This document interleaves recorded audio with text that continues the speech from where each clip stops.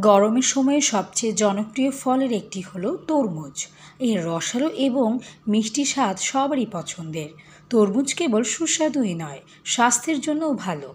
গরমের সময়ে তরমুজ খেলে তা আপনাকে হাইড্রেটেড রাখতে সাহায্য করবে, কারণ এটি পানিতে ভরপুর।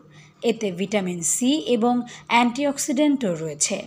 কিন্তু অনেক সময় আমরা ভুল তরমুজ বেছে নিই, তখন প্রিয় ফলটি খেতে গিয়ে হতাশ হতে হয়। তবে কিছু উপায় আছে যেগুলি আপনাকে ভালো তরমুজ চিনতে সাহায্য করতে পারে। প্রথমে তরমুজ কিনতে গেলে সবার আগে সেটি হাতে তুলে নিন এবং ওজন পরীক্ষা করে দেখুন। ভালো তরমুজ ভারী মনে হবে, এর অর্থ এটি পানিতে পূর্ণ এবং সম্ভবত মিষ্টি। যদি সেটি খুব হালকা মনে হয় তবে তা নরম এবং শুষ্ক হয়ে যেতে পারে।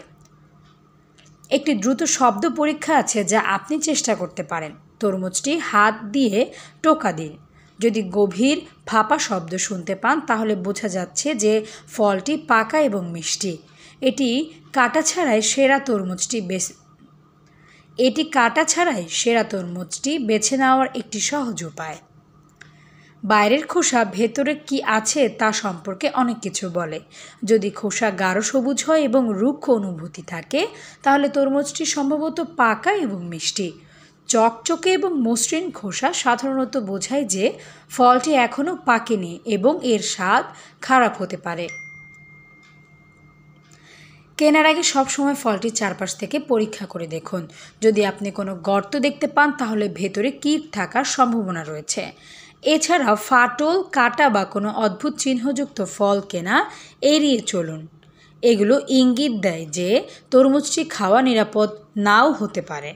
তরমুজ বিভিন্ন আকারের হয়, তবে গোলাকার তরমুজগুলো সাধারণত লম্বা বা ডিম্বাকৃতির তরমুজের চেয়ে মিষ্টি হয়। তবে আগে থেকে কাটা তরমুজের টুকরো দেখতে যতই লোভনীয় হোক না কেন, তা না কেনার চেষ্টা করুন। কাটা ফল দ্রুত পচে যেতে পারে এবং ক্ষতিকারক ব্যাকটেরিয়াও বহন করতে পারে। Desk report, সমযোগ।